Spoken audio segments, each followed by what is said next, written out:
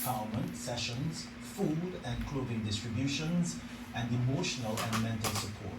The group would have held 2 Christmas treats over the season, and to give us more details are Kimline Phillip, founder, managing director, and we also have Yolande Batson, sponsor. We are expected to, or someone else is expected to join us. We'll try to make that happen sometime during our interview. Ladies, thank you very much for joining us. Thank you. Ms. Phillip, let's speak a little bit about this name. This name to me is very, very interesting. Repairer of Hearts Foundation. All right, so the name of itself is very profound. How should I say? The name came about through a divine revelation by God, where personally, over the years of interacting with several community outreaches, I would have met a lot of at-risk, vulnerable, and displaced persons. And with that, I would have discovered a lot of them, the core issue of it was a heart problem, in which they could have really be able to be rehabilitated in terms of being able to forgive and being able to release, where they can now be in control of their lives to be able to bring forth that necessary change that ought to take place. Who are the persons that you're helping? Is it children, young adults, older persons? Your target group? Right. Our target group is Repair of Hearts Foundation seeks to assist those who are at risk, vulnerable, and displaced. Women, children, and teenagers within both Trinidad and Tobago. We was founded in October 2019, just a couple of months before the pandemic took place in March 2020. And with that, from since then to now, these are the people that we seek to reach continually with whatever efforts that we put forward. Ms. Phillip, how bad is the situation in Trinidad and Tobago where organizations such as yours, they have to come forward to help people? It's quite alarming, I must say. More needs to be done.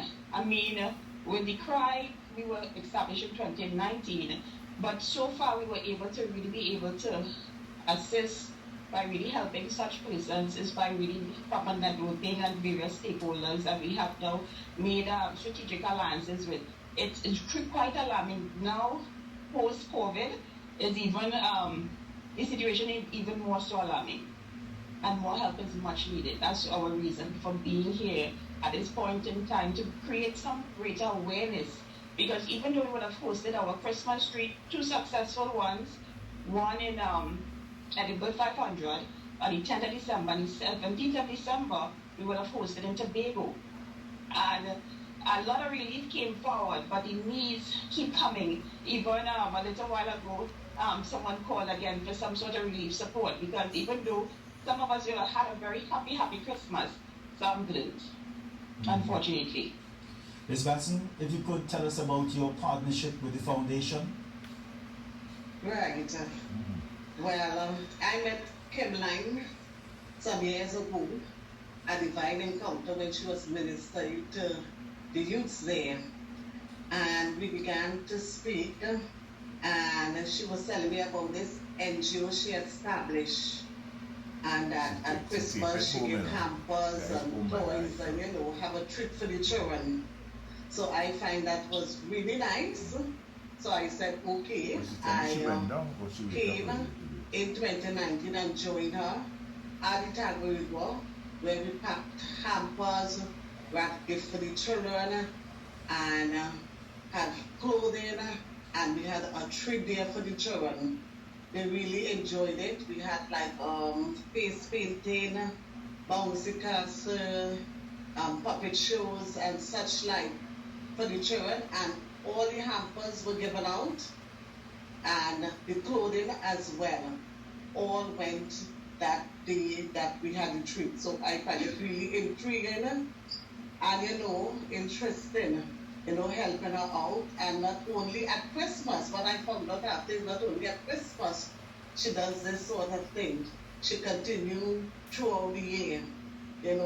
She will ask me oftentimes if I know someone with a fridge or a bed or even a laptop and such like for family. And if I do know anyone, I will call her and say, yes, Kimline, I have a friend ready to give a fridge or ready to give a stove and such like. She will even call and ask for accommodation if I know anyone with a one-room apartment and stuff like that. So I said, wow, here is Kimline giving back selfless, to the less fortunate and vulnerable in our society. And it was really pleasing, it was really heartfelt, and I say, yes, I want to be a part of this.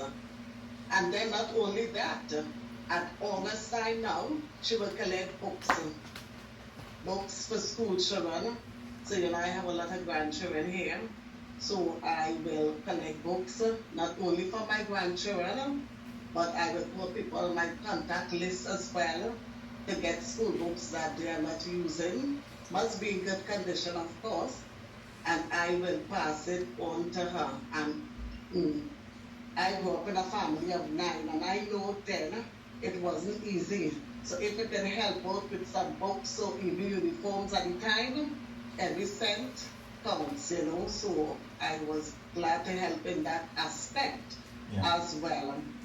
Ms. Phillip, if I can bring you back in again, what sort of help do you need? Because it seems that this is a massive undertaking embarked upon by your organization. What sort of help do you need? Well, as a foundation, you would hear in terms of the social relief that we are providing, in terms of social assistance, the treats and so forth. But one of our major goals, medium-term, long-term goal, is to establish a transitional housing where we can provide a shelter because to those that need it the most.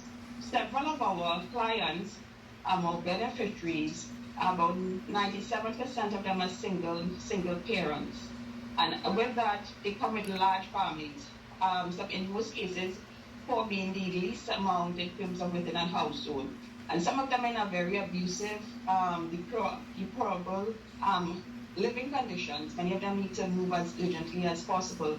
We know how our social system is in Trinidad and it's already overwhelmed.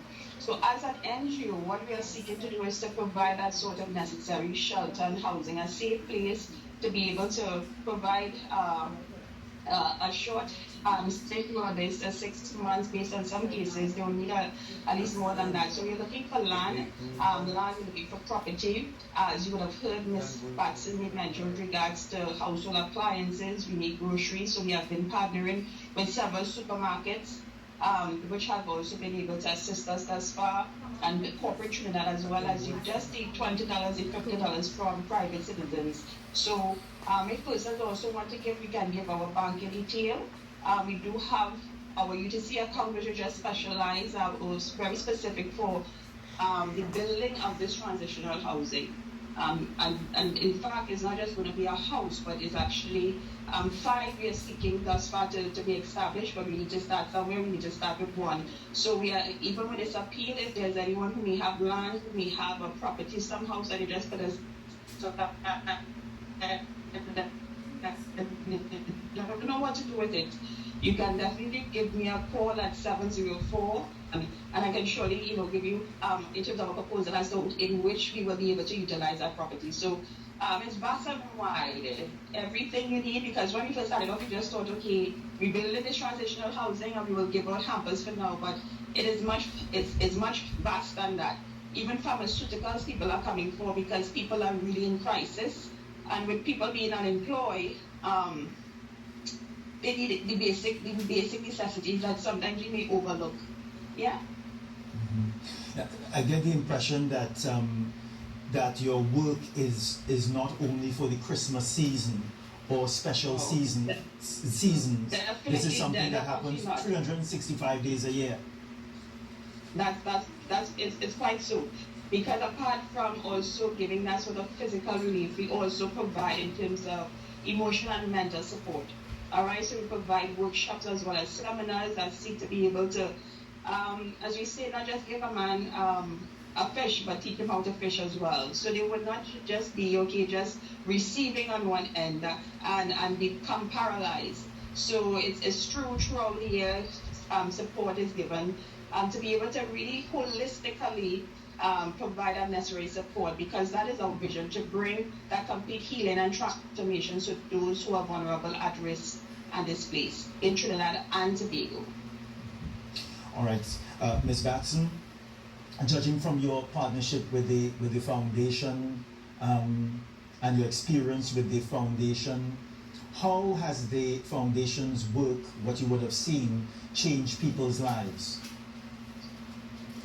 Well, it changed their lives in the sense that it gave them a sense of being, and that they're not alone, that they have help, they have someone that they could reach out to, that they could call, and and we will seek to help them. They're not alone in this. If they need any sort of help emotionally, financially, physically, we are there. We are there to assist you, we are there to help you. And that is why, as Kimline said just now, we have a workshop. We teach them how to do a resume. We teach them how to handle a job interview and things like that. We teach them everyday living, so it's just not